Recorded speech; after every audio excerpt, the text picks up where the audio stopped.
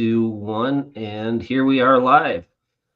We have Marc, financial firefighter, and Joel, mortgage lender, podcaster, and real estate investor out of St. Louis. So we're just going to talk about what's going on. There's a lot of changes in the market with the elections and with the Fed. So I don't know where we start. You want to start with the Fed spoke this week? Let's do it. All right. So you're the lender. What did you take away from the Fed? I mean, the data, right? I mean, it's been up and down. And to be honest, there's just been so many revisions over the last, 12 months that we know of. It's hard to take anything seriously.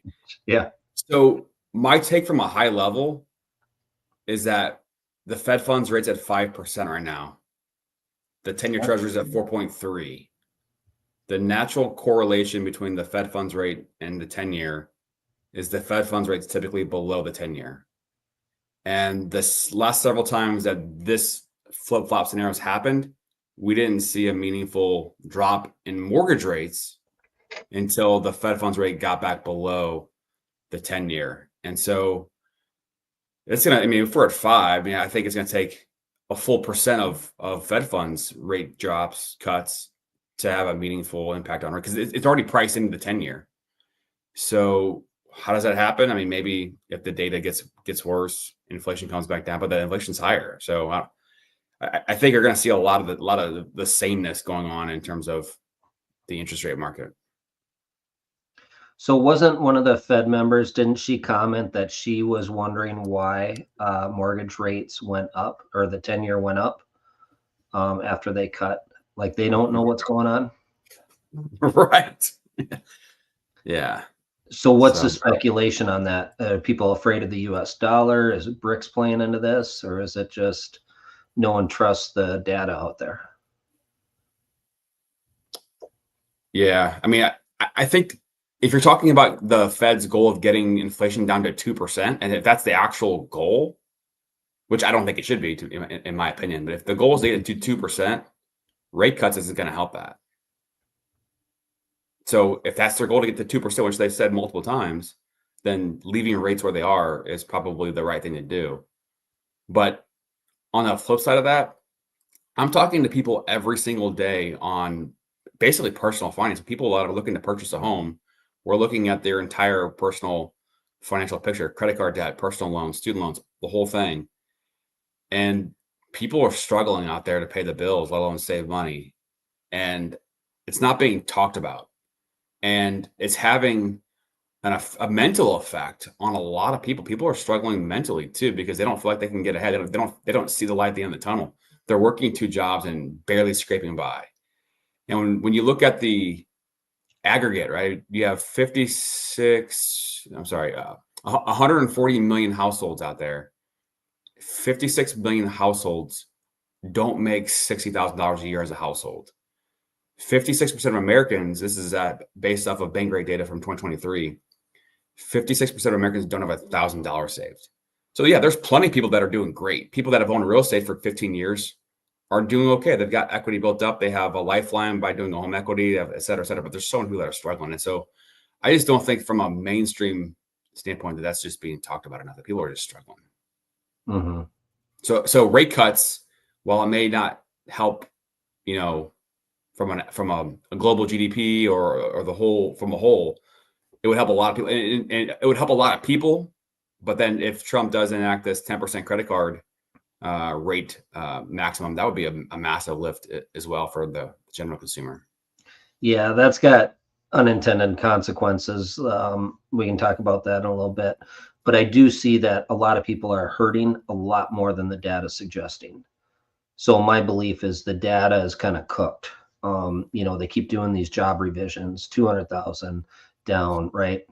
So, and then a lot of these are government jobs too. So when you start breaking it apart, I think we're probably, hindsight, we're going to look and see that we've been in a recession for a while. Yeah. And people are really hurting, and that the inflation is just the amount of money that they put in circulation. And it's, I guess that is inflation, but, and people, the incomes have not caught up yet. we got all this imported labor, these illegal immigrants that are cheap labor. So that held the median income flat. Well, everything skyrocketed in price. And then, and the damage is already done. I mean, your budget's up 30%, 25, 30% over the last 4 years, and your income is flat. The damage is already done. You have to make 25% more income just to be able to just stay neutral. And people are just struggling. Yeah. Yeah. So then the next question is there's a spread between like the 10-year and the mortgage rates. That spread is still pretty high. What would it take for banks, lenders to reduce that spread? Is that confidence? How does that work? Yeah, I mean, because the mortgage-backed securities market, a lot of different factors drives that. Yeah, I'm not knowledgeable enough to know why, because the typical correlation is about 2%, the buffer between the 10-year and mortgage rates. And right now, I believe it like 1.5, 1.6, right? And What's now that? we're like at 2.5, right? Isn't it closer to 1.5 typically?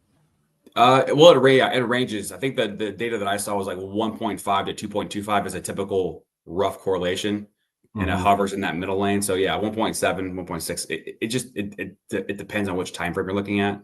And what, we're 2.6 now, 2.7? Yeah. So what, if banks get some confidence, which they're probably not, because banks are going to be taking a lot of debt back. Yeah, especially bring in the whole commercial market bubble with trillions of dollars of balloon debt that's coming due. That's at really, really low rates from 2021, and now it's coming due at double, triple interest rates. I mean, if you ask me, talking about just kind of putting a plan together to make the world easily come together, you're talking about cooking the data. If it's been cooked one way, maybe they'll cook it the other way to make it look really, really bad, to have an incentive to cut rates dramatically, because it's gonna be a shitstorm in 2025 on the commercial. Banks are sitting on all kinds of unrealized losses, billions and billions, hundreds of billions of dollars of unrealized losses that they're going to need some relief at some point. Yeah, I don't know if we're going to see anything like. Go ahead, Mark. No, we got Hyder here. So just want to say thanks for stopping by. But he said he loves this topic of consumer sentiment. And he says, right, lenders aren't in the balance sheet position to be confident with all the negative metrics out there. So I also kind of want to touch on like how you guys are talking about the data and stuff. But do you think like that's probably why Kamala couldn't run on saying how strong the economy is, right? Even though like the numbers, some people are saying like, the data is strong, the economy is doing well. But you notice she didn't really run on that. She couldn't say like the economy is doing well, right? She couldn't use that as part of her campaign. And is that, do you think, because I don't want to say manipulated, but how the data, like you're saying, is kind of being portrayed, but the backside of it, of how it's actually playing out now, right? Yeah, I mean, it's what's the old saying in politics, right? It's the economy, stupid. And that's typically what wins elections are people hurting. And unfortunately, that's also what gets us in trouble, because if you get a politician that offers something for free, everyone votes for him rather than doing the hard choices on what's right. So yeah, this election will be interesting to see what these policies are. There's some potential big shakeups. You got Doge coming in, cleaning up the federal spending. That could reduce inflation itself, right? And just reduce the amount of trillions of dollars we're borrowing is it 100 days now? We're going $1 trillion in debt on interest.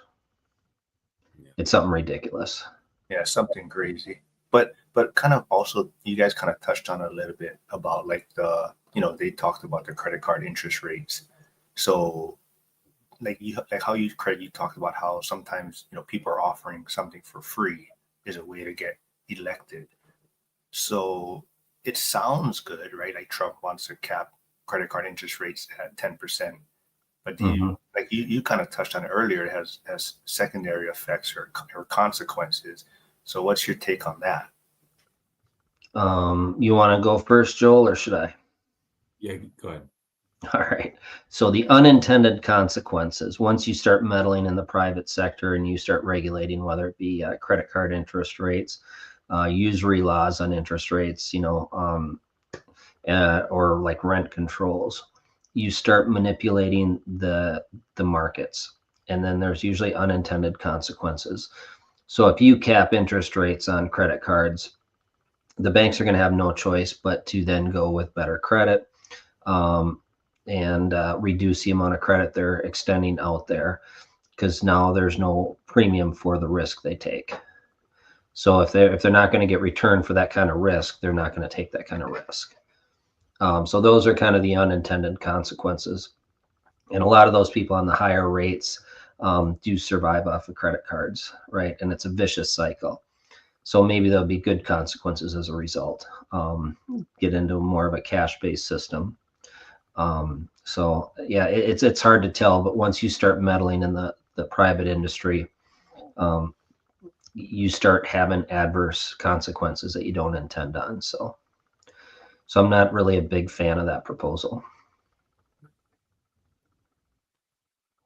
Yeah, totally agree. I disagree on that. Just on one lane. The government created this problem. They're the ones who pumped over $6 trillion of money into the economy. And I mean, I think there's a stat like of all the money in the economy, 40% of it was printed since 2020. So just unprecedented amounts of supply. We're kind of in uncharted territory in terms of like, natural disaster type of things. Like we haven't had this type of thing happen. So if there is some type of intervention into the private sector, like a credit card max, I think it would need to have some pretty specific parameters, intentions, limitations, time frame, as in like a government stimulus type of package would. So maybe again, I haven't looked at these credit card companies' balance sheets and their profit margins, so I don't know what that would do to their business, because I mean they're charging over 20% in some circumstances. Mm-hmm. So is it the right move? I don't really know. Is it a move? Maybe. Could it have bad consequences? Potentially. But I just bring up the point that the government created this thing, and it's going to take some pretty creative strategies to be able to figure out what to do. Because the other thing too is that looking at what Bitcoin has done, in 2022, I believe it was October, we saw a recent low of Bitcoin hitting 16,000, which was the previous, resistance level. Then it became a support level again. Yeah. Yeah. Good old hype. Yep. Yeah. So Bitcoin holds that support in 2022, and talking about market cycles, if anybody was gonna buy Bitcoin, that was the time to buy. And I think it hit like 15,700 at one point. And now look at it, Bitcoin hit all-time highs in 90. And why is it happening right now? I mean, in the previous cycle, I think it happened. It was driven by low interest rates. Was a big driver of why Bitcoin hit that $66,000 high back in 2021. Maybe I forget what the year was. And the housing cycle right now, it's in a bear market. We haven't seen this low of applications since the early 90s. Mm-hmm. I've been in the mortgage industry since 2006. This is worse than 08, 09, personally, and for people that I know in the industry. And so rates are high, relatively speaking. The homeowner, the first-time home buyers are getting squeezed out of the market. The average age of a first-time home buyer went from 28 to 37, I think, is the latest data over a 5-year time span. And so if and when rates do come down, you're going to have a shift in the market. Prices are going to continue to go up. People are going to be squeezed out of the market. So we're just in a damned if you do, damned if you don't type of standpoint. And the $6 trillion of pumping money in created this. So what can be done to solve it? I don't know. But if there is a solution, it's going to have to be very, very creative. All right. Did you see this chart that I showed on my last video? No. Okay. So this is the green line is the M2 money supply, and you talked about the Fed printing 40% of the dollars. Yeah. And the red line is the S&P Case-Shiller index. So you can see back in 2004 to 2006, the housing bubble, it left the M2 money supply. That was clearly a bubble. Then the house prices tracked the M2 money supply. That's all quantitative easing there. And look how closely the home prices follow the money supply. So you're absolutely right. The Fed created this mess. Now, the blue line is the real median household income in the United States. Yeah. This is why people are pissed. Yeah. This is why people hate the boomers too, right? Because the boomers bought way back in the 90s and 80s. Yeah. Yeah. You know, and they didn't do it. They just happened to catch that wave. So now you have a new administration that everything's on the chopping block. We don't know what's going to happen, right? Do they stick Ron Paul in there? Do they whack the Fed completely and get rid of a fiat currency? And I think that's why Bitcoin is on a bull run right now. Yeah. You know, so that's a wild card. You know, how do you solve this? I don't know if you can solve it without getting rid of the fiat currency. I mean, yeah, there's definitely a lot of talk about that. That would solve a lot of problems, you know, in terms of all the debt flipping over. But what does that do to the everyday person? What does that do to the average Joe? I don't know. Their savings would then, if you had real money instead of this fiat currency that can just be printed away, their labor wouldn't be devalued. Their savings wouldn't be devalued. Real estate wouldn't be the same investment it is today. Real estate's a great investment because you're shorting the US dollar. Yeah. You're taking 20%, you're buying 80%, and you're saying the dollar's going to be worth less in 10, 20 years. That's a pretty safe bet. Yeah. And a lot of people can barely make ends meet, so they can't get on that elevator. So if you were to get rid of the fiat currency, and then I don't know what you go to, you know, can Bitcoin be, can that be a benchmark? So you can't print money, you know, and I'm not smart enough to know, because I think you do have to have some sort of money that can be inflated to some point just to grow with population and grow with the economy. Yeah. But it can't be out of control. Well, I just think it's interesting because the previous regime, if they were to have stayed in power, I mean, their plan was to just continue to power strip the value of the currency. I mean, just print, send it overseas by the 100 billion. Yep. And the new regime, I think, is going to try to change things. So, but back to the printing and giving it away. I mean, was that their plan? Is just to terrorize the currency as bad as you can to then be forced into a digital currency or to Bitcoin or whatever. I mean, I don't know what the true purpose is, but it just causes a lot of questions in my mind of what the intent is.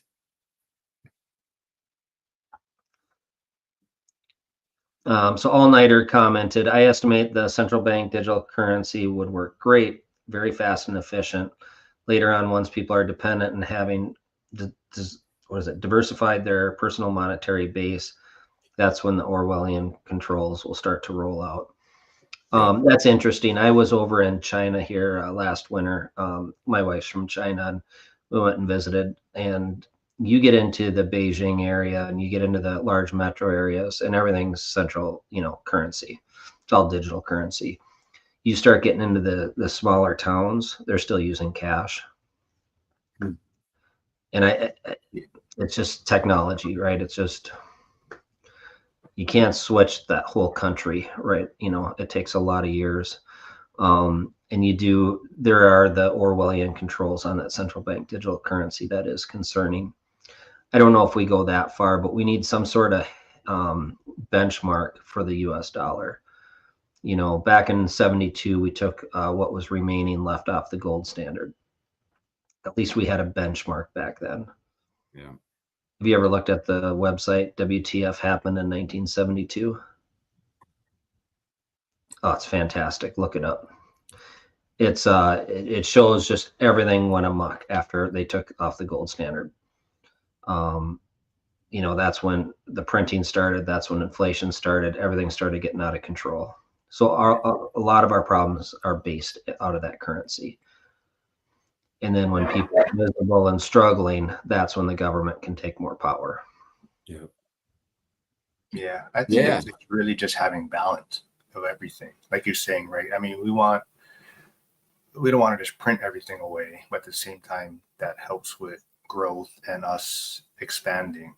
So I think a lot of it just comes down to like I think that's why Doge is going to be super important, and all this eliminating the wasteful spending side of things, because and it's finding, like you're saying, we're finding that balance between the digital currency and fiat, so we can still expand and still have that opportunity for growth. But like you're saying too, is people have just become so reliant on the money printer, and that's why we've got into these bad habits and whatnot. So I think for me, the biggest hope is that people realize we're going to face some struggles initially with this new administration, by them trying to eliminate waste or trying to clean house in a sense. There's going to be a period of struggle. And like you're saying, even if we do implement some type of tariffs and whatnot, it's going to be inflationary, so but if we're looking at it hopefully for the long run, it's going to provide benefits. So, but it's also going to give the left their points to attack, like, oh, see, look, he's causing inflation, or he's causing these problems and whatnot. So hopefully people can see the bigger picture and where we have to do kind of this transition to kind of save us from future headaches. I mean, that's kind of my vision of things. Yeah, I guess I don't look at the tariffs as inflationary as other people, because I don't think it's strictly, okay, we're going to charge you 50% tax on this kind of product coming in. I think it's a negotiating tool. You build some manufacturing plants here, we'll not charge tariffs. Some giving. Yeah. So I don't think it's going to be as inflationary as people talk about. Yeah. Deporting a bunch of illegal immigrants, that's going to be inflationary for a while. Right, because now you're going to have citizens take those jobs, and to get those jobs filled, you're going to have to pay decent wages. So that'll be inflationary to some point, but that's going to help out, because we go back to this chart here, and that blue line. Now we can start getting that caught closer up to the housing stock and the M2 supply. So if we can pull these wages up, pull that M2 money supply back down, we can kind of stabilize that home prices. And the home prices is kind of symbolic of all the inflation out there. It just tracked M2. It just tracked the money supply. Well, yeah, speaking of Doge, there's audits that come out of DOD talking about how they can't place $800 billion of spending in the bubble. And maybe they have to do with, intelligence, and so they can't really show it. I don't really know, but there's just still. Well, math is hard. Right. But Elon takes over Twitter, operates on a 20% manpower budget, and it's thriving better than ever, regardless of what MSM wants to say about it and its valuation or not valuation, it being the worst purchase ever. I mean, I just can't wait to see what happens and what gets cut, what operates, and maybe it operates better. And obviously we have a massive amount of federal debt, but the idea of having a flat income tax or a simpler tax regulation, and just cutting the waste and being able to actually lower taxes and be able to take more of your earned pay and do with it what you want to do with it. Joel, you want to check your mic? It's getting kind of weak. Did some connection get loose?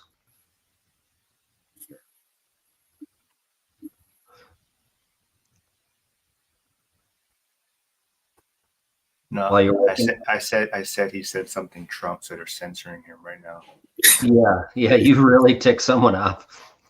I think All Nighter Hider looked up WTF happened in 1972, and Google was blocking the site, so it must be true.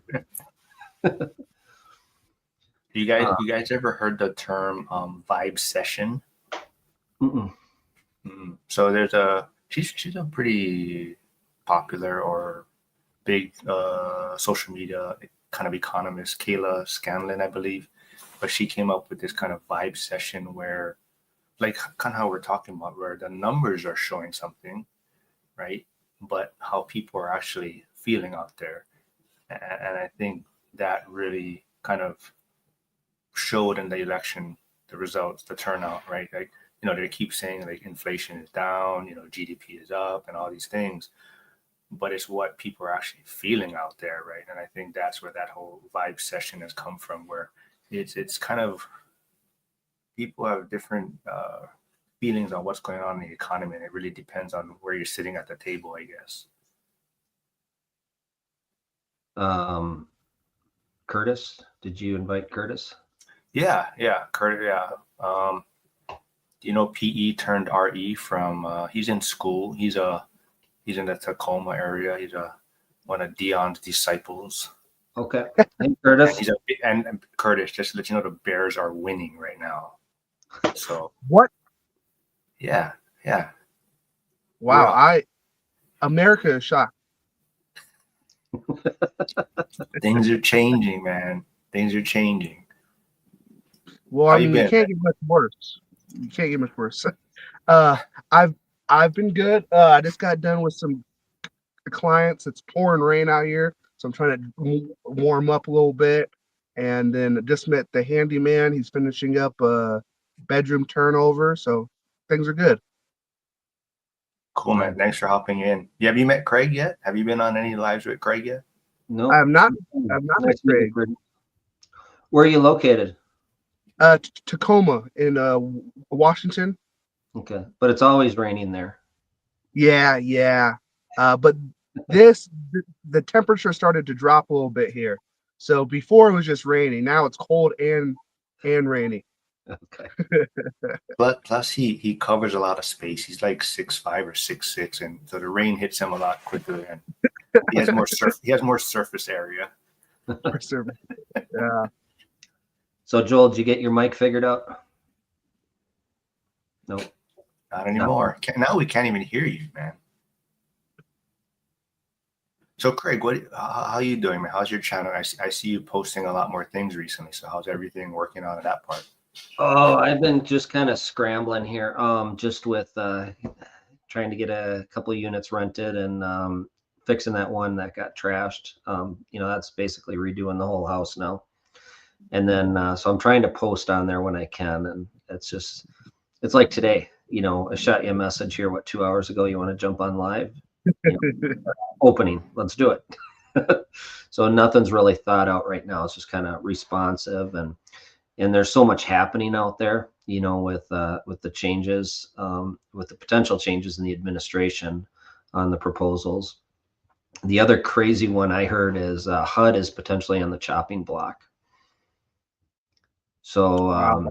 yeah, and I don't know how serious that is, right? Because there's so many rumors at this point. Nothing's really official. So there's a lot of people posting that speculation. But the argument is since HUD was founded, it spent over $4 trillion, and the homeownership rate hasn't changed. I think it's actually gone down. So what was achieved for that money? So because there are more efficient ways to do it than through this huge organization. So would HUD? So if HUD did get shut down, would that get rid of like Section 8?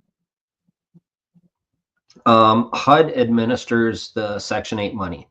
So the quick answer is yes, but not necessarily. So HUD also does Section 42 tax credits. So a developer will want to build housing, and he'll apply to the state, and then the state will apply to HUD for these Section 42 tax credits. The developer will sell the tax credits and build their proposed project, which the state awards. They select the winner for these projects, and they're not affordable housing. They're actually more expensive than private businesses building it, because they got to meet all these requirements. So the housing is actually more expensive, but with the tax credits, that HUD administers to the state, the developer then can offer it for lower rent. So there's more efficient ways to achieve affordable housing. There's more efficient ways to provide housing vouchers like Section 8, rather than going through a huge bureaucracy to the Fed and then to the state level, then to the county level. So that's going to be a question on how they administer that funds, because I don't think you can remove that safety net entirely, or there'd be absolute pandemonium. But I think you could certainly go in there and like Doge, Elon Musk go in there and, whack 70, 80% out of, efficiency like he did on X or Twitter, and Twitter ran just as efficient, or more efficient, I should say. So that's on the chopping block. I don't know if it's accurate, but I think they're going to look at it, and I don't have the answers on what would be cut, but I don't think they would go ahead and remove everyone's housing vouchers.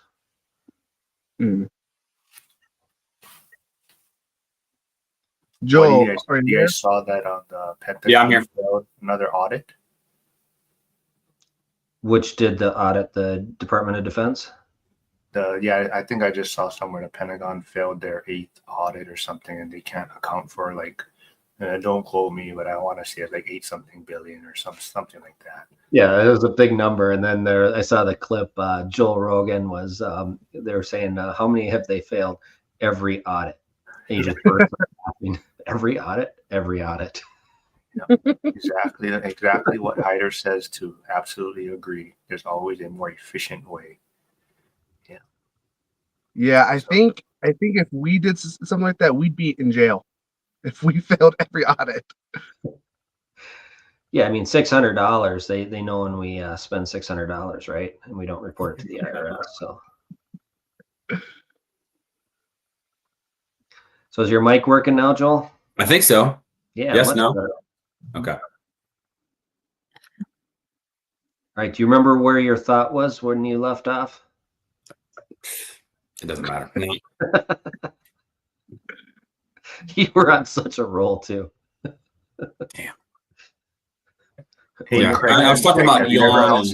Oh yeah, go ahead, man. Elon and cutting and waste, and just the American consumer being able to have lower taxes.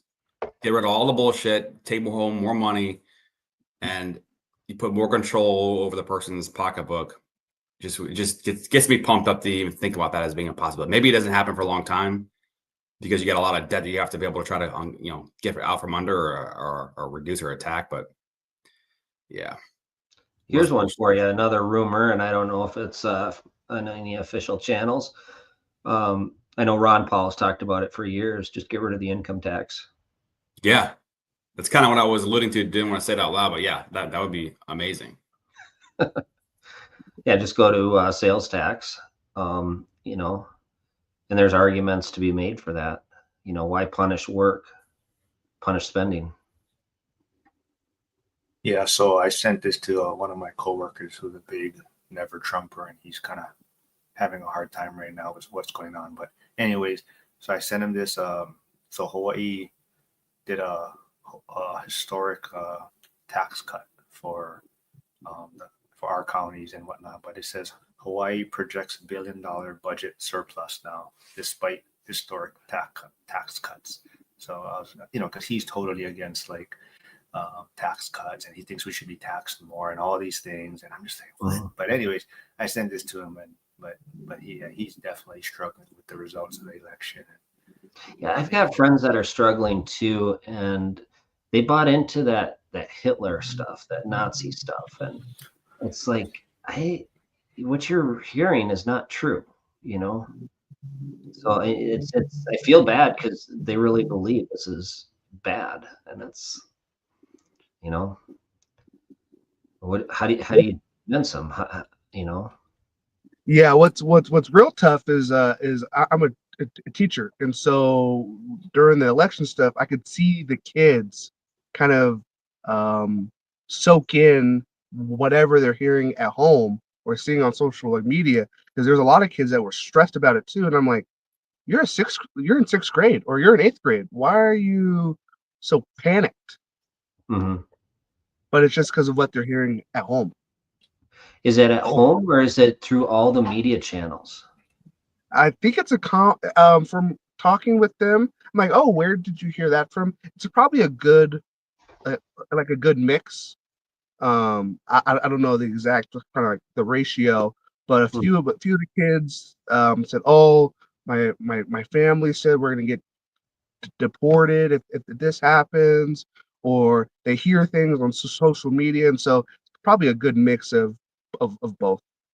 Yeah, there was certainly a lot of fear mongering out there. It's not even at home though. One of the schools here got into trouble because the teachers were having like a simulated election based on the candidates, just to kind of see what the children would vote, or trying to talk to them about it. And basically, when I guess one of the parents saw like how they were trying to explain each candidate, it was completely like, oh, Harris has this policy which will help with this. Trump believes in this, which will deport or get rid of, it basically, you looked at it and you're just like, holy shit, someone's going to get in trouble for this. And yeah, some parents, I guess, found out and they're not happy. And then they're just like, this stuff should not be taught to our kids, or the way they're presenting it, right? And yeah, it just wasn't a smart decision on whoever's idea this was, or how they were presenting it. Yeah, I think it's always the how it's presented, because like I don't teach, those like subjects for 8th grade. I teach health. And so when the kids would ask me, right, because they want to know, oh, who are you going to vote for? What do you think of this? I made sure it was a point that I never really told them. I said, well, it's not really like my place to tell me, but tell me what you think and why, and more trying to get them to understand kind of more of the thought process. And but not all teachers, I guess, do that.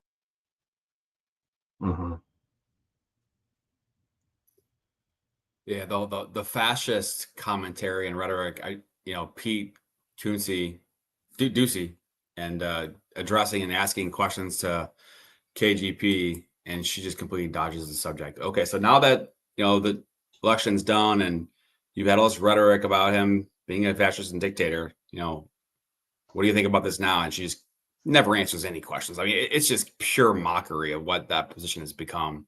It's all just lies and manipulation and misdirection. But yeah, they don't want to own up to what they did, and no one's gonna hold them accountable.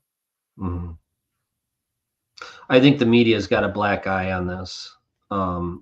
I don't know how you can look at the media anymore and have trust in what they're reporting. When they're so far off the base. So it'll be interesting to see where this goes. If more of the social media becomes the trustworthy news source, and there's a way to kind of vet it, because you certainly can't trust what the networks are doing. And you have YouTube channels with bigger viewership than a lot of these network shows. So, the world's a much different place now.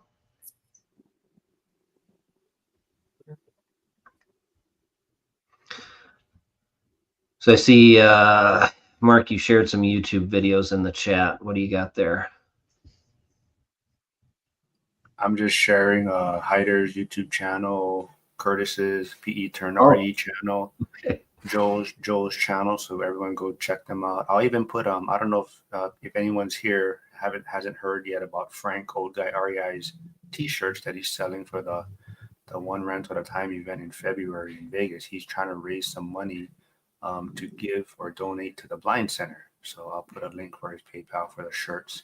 I forgot, Craig, were you there last year I was not there last year. And okay. Are you going this year? I'm not committed yet.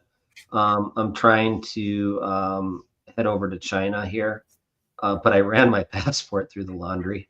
So in the process of getting my passport and visa updated. So I don't know if it'll be done in time. So if that's not done in time, I'll probably head to Vegas if there's still tickets. So cool, man. Yeah, it was fun last year, even though Curtis didn't go either. None of you guys. Joe didn't show up. Curtis didn't show up. Just me and Hyder. I will be there this year, so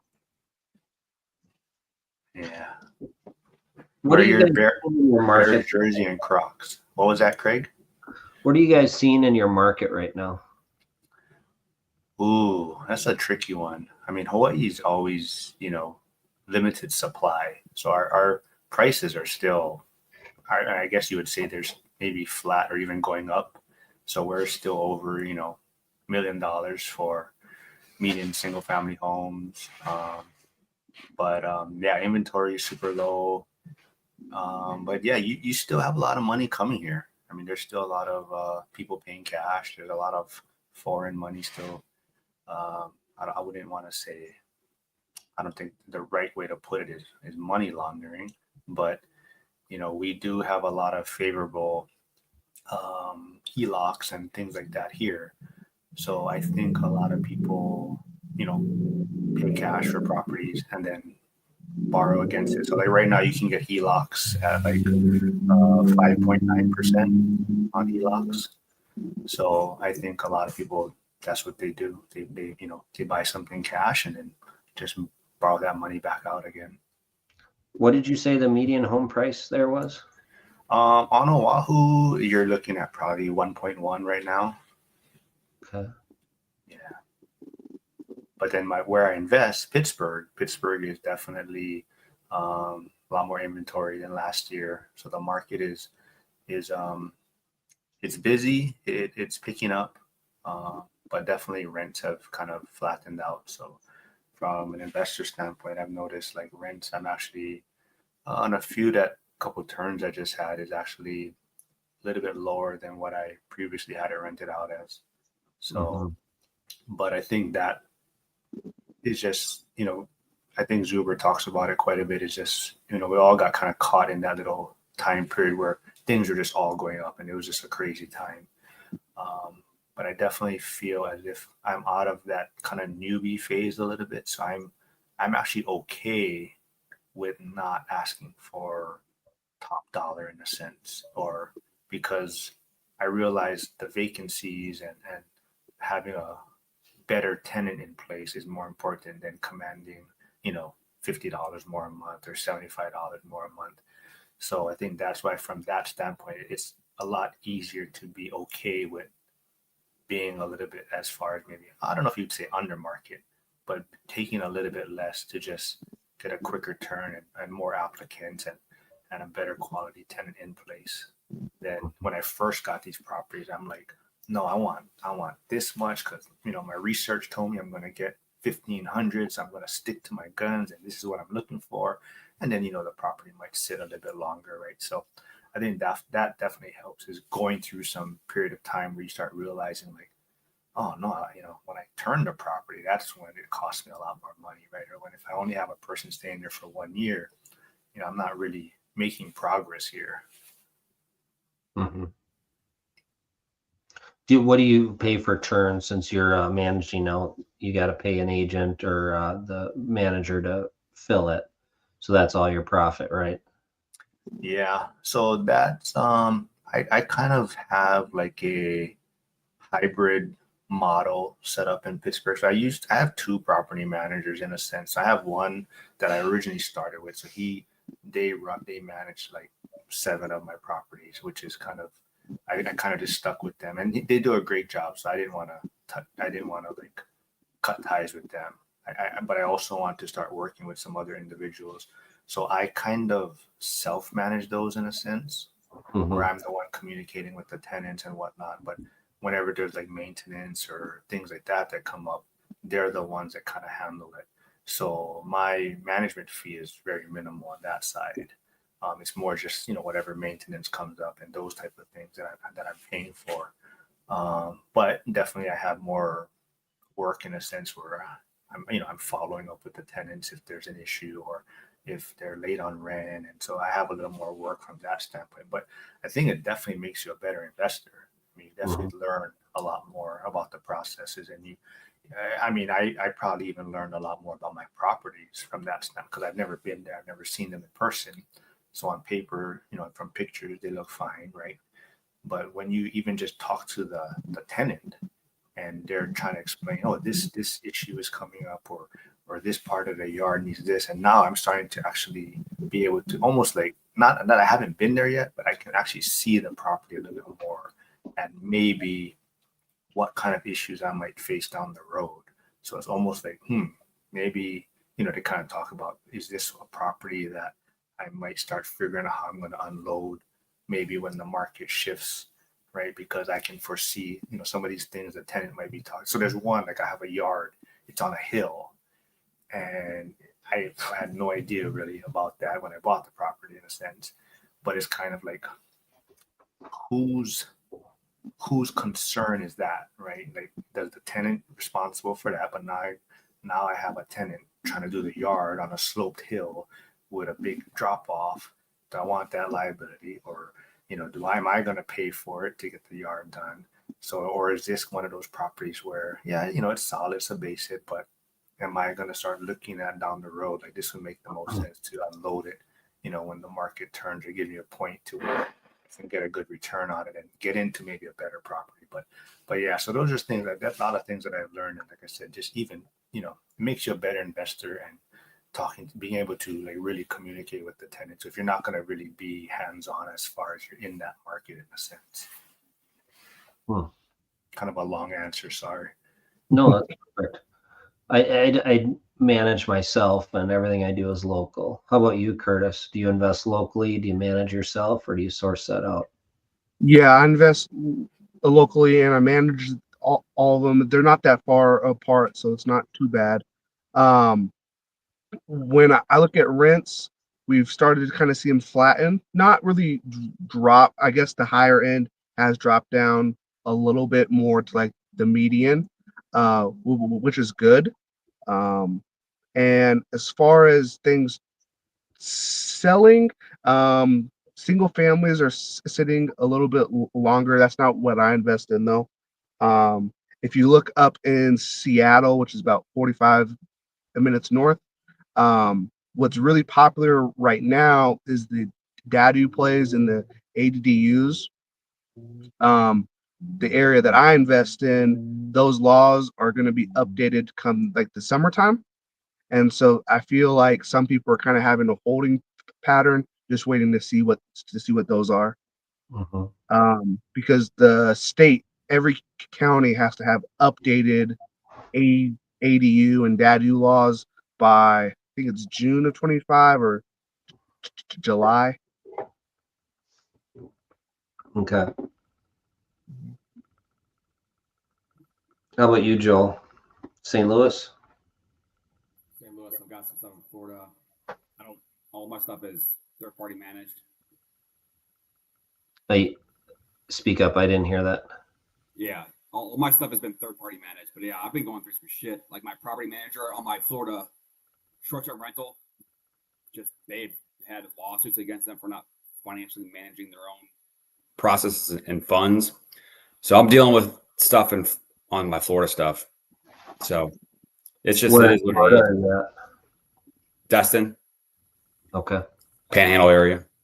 Yeah. But from a purchase standpoint, Northern Virginia is strong. People going over listing price. For the housing sale market in Florida is very, very slow. Stuff is just sitting and sitting and sitting.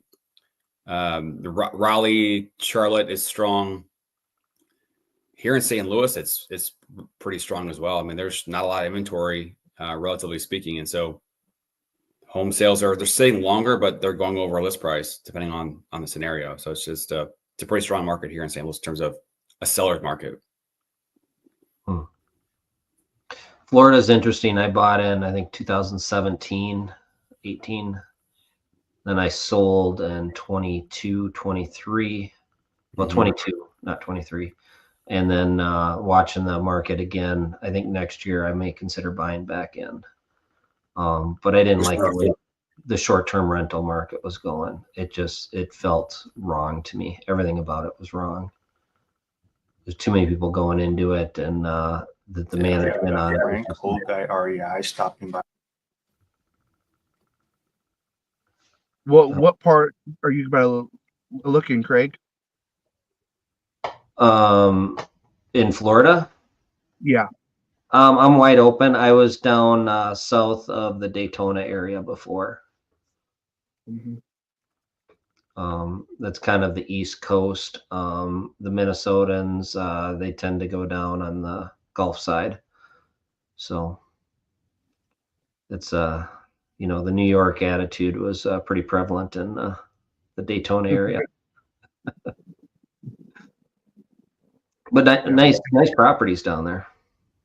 Yeah, I've kind of looked at Jacksonville a little bit. It's a little bit more north, so I feel like it wouldn't be as affected by all the hurricanes and like the weather events. I think that's pretty safe. I think Cape Canaveral kind of diverts a lot of that big peninsula. Mm-hmm. With the exception of a couple times they do swing back in. They got hit 2 years ago. Right after I sold, they got hit with a big one. So,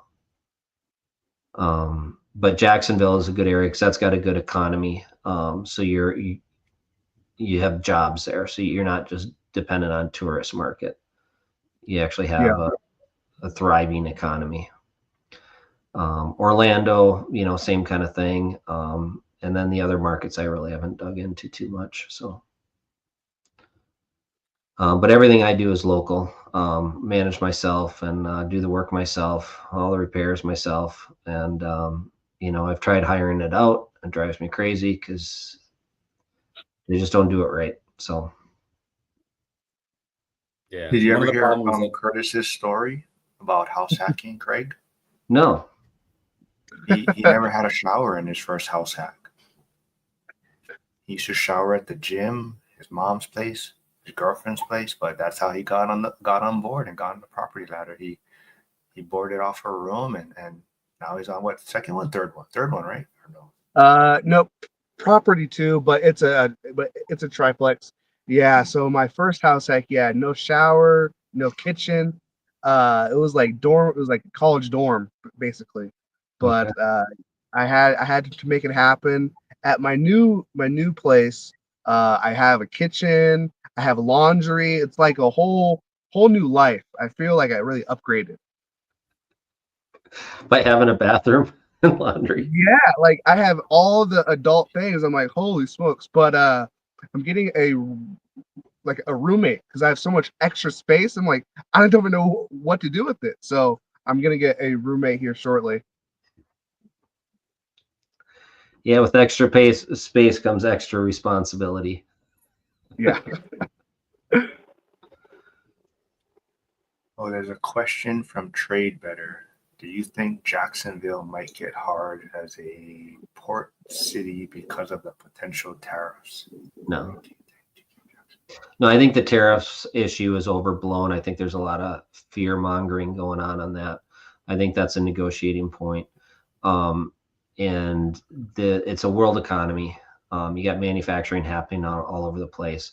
I've got friends that do international trade. They're gearing up. The way trade is gonna happen. It's gonna change. It's not gonna go away. You know, just because there's tariffs there, it doesn't mean it stops. It just means we do things differently. It's like we talked about, if HUD went away, does that mean housing vouchers go away? No, it just means we administrate them differently. You know, so when these proposals come out, everyone freaks out and says, oh my gosh, this is going to stop. No, it doesn't mean that. It means we're going to find a more efficient way to do it. So when you hear that, just kind of think, okay, how are they going to administer it differently? You know, and then can you position yourselves to take advantage of it? So international trade's not going to stop. Is more manufacturing going to happen in the US? Yes. But then does that mean that the US starts exporting some more goods? Probably. Do we start selling some of our natural resources? Where I'm from, we've got, in fact, Elon Musk just bought one of our largest nickel reserves here in the state we just recently found. We've got a ton of minerals. We got wood. We've got a lot of natural resources. We got a lot of food production that can then be exported around the world. You know, so if these tariffs start coming into balance, can we start exporting more than importing? So the ports will still be busy. It's just going to be how we move stuff around the world is going to change. So you're asking the right question on what what's going to happen, what's going to be different. So start kind of looking at the conversations, because we don't know yet. Everything's speculation, right? They throw out tariffs. Well, there's going to be a lot of negotiating that happens between now and then. And as these negotiations start to happen, you're going to start seeing some patterns that you might be able to take advantage of. So there's going to be a lot of opportunities with all these changes coming up, if we can stay attuned to it and not go into that fear mongering that the world is going to end. That's my 2 cents on it. You guys have any input on that? Yeah, I like how I forget what word you use, but it kind of goes back to the book, right? Art of the Deal. And like you're saying, Trump is a businessman. He's a deal maker, right? So he's saying one thing about tariffs, but it's kind of him just posturing or puffing his chest out, saying, "Yeah, I this is where we're going to start at, and now we're going to work on a deal from here." And I think that's what people have to realize is he said, like, and I think I heard it in someone else's podcast. You really have to take him like a WWE wrestling character. He has a character that he plays, and he says certain things, right? But if you look at how he policies, it's very moderate, right? How he actually handles things. He's never very extreme on either side. He may say one thing, but that's to kind of start the conversation, or that's kind of how he wants to position himself. And now let's come to the table and see what we can agree on, or where we're going to work from here. And I think that's the thing that people get wrong, right? You see the short clips of him saying some wild ass crazy shit. But then when you actually sit down, even like the Rogan, the long form content, and you hear him speak on things, he goes off on things and he says crazy things. But if you really watch how he policies and whatnot, they're very moderate in a sense. So I think that's what people misunderstand about him. Yeah, it's almost like he sets an anchor and then he kind of works back from there. So that way at the end it's like, oh, well, it's not as bad as we thought it was going to be. Yeah, what do you call it? It's his weave. He weaves it back to the topic before he goes off on a tangent. Yeah. But Frank, old guy RAI, stopped by. I don't know if he's still here because he's watching his Steelers play the Ravens today. But I did put the PayPal link for the shirts, for the one rental at a time shirt. So go check it out if you can, and go support so we can donate some money to the Blind Center where the event is at. Yeah, Frank, I don't know if he's still here, but with his skill set, I'm surprised he doesn't invest locally, where he can put in the equity himself. But I guess his market is priced pretty high, so it's hard to get into that market. But yeah, he's got a great skill set for this kind of stuff. Yeah. It amazes me, though, that he's like in 4 or 5 different markets. Like, is he in that many now? Wow. Yeah, that's what blows me away. Like, I'm like, man, how do you deal with all these different people? Like, I already have enough hard time dealing with, one property manager in a sense, and now he's dealing with multiple. And yeah, it's crazy. Well, it almost seems like instead of picking like markets, Frank chooses like people, like good people to work with, and then he goes like, okay, now let me go into that market. Though I think he's doubling down in St. Louis right now, though. In St. Louis, Missouri, as Joel calls it. Nah. Hey, Joel, man, I don't know if You I'm hit on my something shoulder. very important there. It's the people. This is not a numbers business. This is not, it's a people business. You're dealing with people that manage it. You're dealing with people that maintain it. You're dealing with tenants as people. This is very much a people business. So what you said there is very profound. So I just wanted to point that out. So Joel, where in St. Louis are you? Are you in the west side there? I live like Your mic is doing it again. Well, maybe, since his mic is not working, I'll just point out the Bears are winning 19-14 at the end of the third. Just keeping everyone up to date on that. You can't hear me? Now I can. Now I can. Okay. Yeah, I mean, I live pretty central. I live in 270. I'm not sure how well you know St. Louis. I live in Creve Coeur. Yep. Yeah, I spent a lot of time in St. Louis. Really? Yeah. Cool. So How yeah, long ago? I'd go down there. I spent 1 week a month there after the housing crash. I needed some income, so I worked with a guy and I was helping his business. So I'd go do sales for his business down there 1 week a month. So You've never heard of Joel, the strikeout king, men's league baseball? He holds the record. So he told me or brags about. I also hold the walks record too. So Yeah. But that's what I was gonna say, man. I don't know. We might have to postpone Vegas, man. I hurt my shoulder, man. what? Yeah. I was gonna light you up in the batting cage, but I don't know, man. I was gonna strike you out throwing right-handed and throwing left-handed. Yeah, you would be confused about that. Joel, in St. Louis, just I quickly looked at like the Redfin and stuff. It seems like the price points are so drastically like different depending on where it's at, and I was like, wow, why is this duplex, I don't know, 230 or this fourplex, and then why is on the other block it's 60?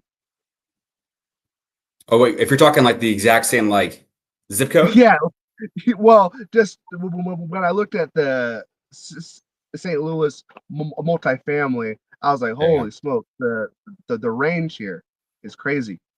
Yeah, like you got quadrants. You've got South City where you have multifamily stuff, and then that has its own nooks and crannies. And you have north part of the county, which is a racial divide, economic divide, Gotcha. and which affects prices. And then you've got kind of central west county, which is going to be higher level of income and home prices.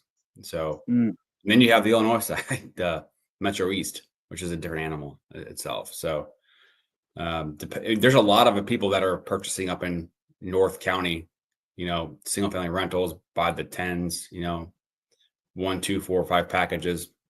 That's been a pretty big hotbed from out of state investors, California, at least from what I see personally. California, Hawaii, Washington, etc.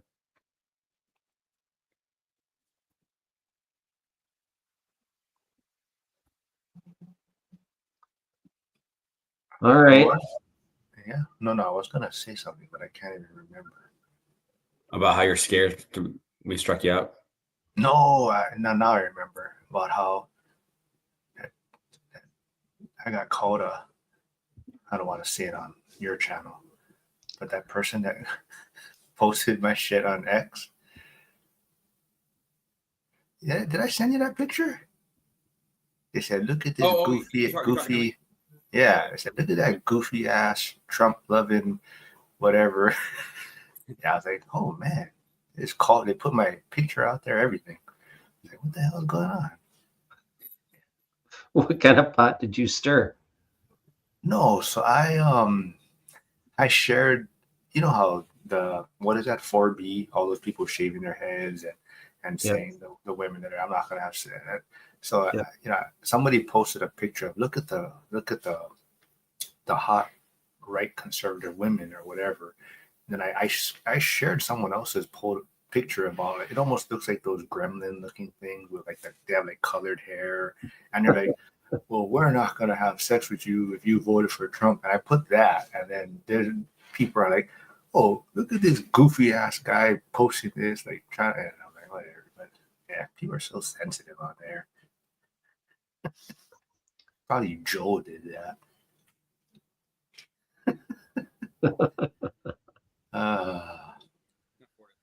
How's your fantasy team doing, Curtis, this week after you destroyed me last week?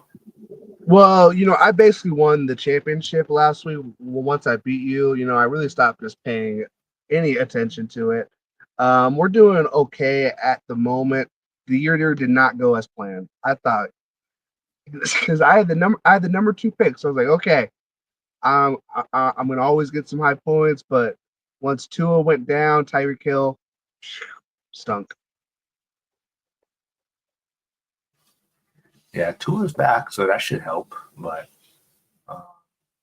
yeah, my team sucks, man. I can't believe I'm losing to you. Well, you chose all Bears people, right? Or something crazy. Not all, but yeah. Mark, do you have? Yeah, Craig, thanks for putting this together, man. This was fun. Thanks for jumping on, guys, last minute. So you know me, I can't plan anything ahead. It's just reaction. No, anytime, man. Just message me, and I'll try and see who else I can round up. And yeah. So you shared Joel's and Curtis's YouTube channels. Is that right? Yeah, it's in the chat. And I followed yours. How come does StreamYard not let you connect your X to the broadcast? I thought it did. I don't know. I connected mine. I don't know if it's on. Let me check. Yeah, I didn't see either of you guys as posting it on X or Mark or yours on YouTube. That would require foresight and planning, which I don't do either of.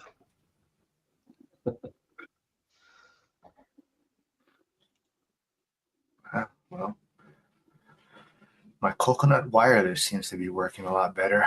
So I think we've figured out what it might be.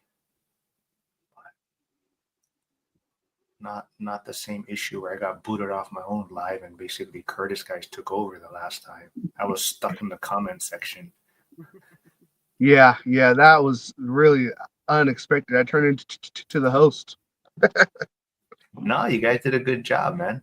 Yeah, I think it's because they finally put fiber optics in my neighborhood. I don't think they have got all the kinks out because I keep seeing them at the main box on the street. But the past few streams I've done have been fine or much better. So I think they're working out their kinks on their end. Yeah. Nice. All right. Anything else? Yeah. Anything else you want to talk about, Craig? Or I don't think so. I mean, we got it covered. I mean, everything's changing by the day. Like I'm gonna see stuff when I jump on X tonight that I'm gonna think, oh my God, we should have talked about this. Maybe we'll have to pick that up later. But I think as this stuff starts to unroll here, the first few months of his administration, there's going to be lots of panic attacks as, he'll say stuff. And oh, you know what? Before we wrap it up, or whenever we go, I have one question for all of you. I want your answer.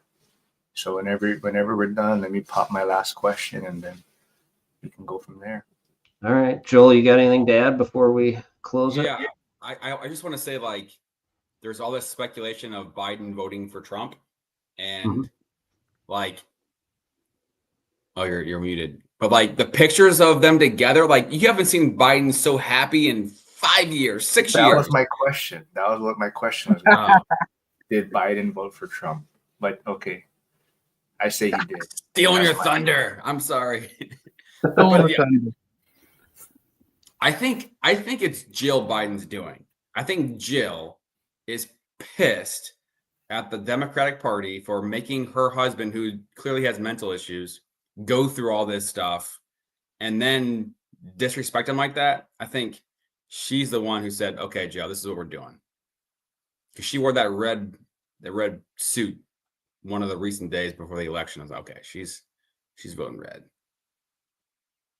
It's my theory. Yeah, I agree. But I think he did it by mistake. I think he checked the wrong. Nah. How about you, Curtis? Anything to add? No, I think Joe probably did vote for Trump. Like Joel said, he just seems so happy, like he rolled back the clock a little bit when he's around Trump. So I definitely think he went that way too.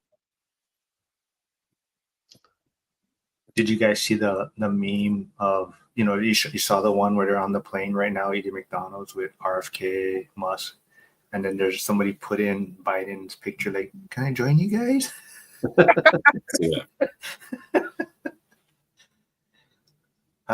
yeah, anytime, Craig, Joe, Curtis, all yours. This last minute too, guys.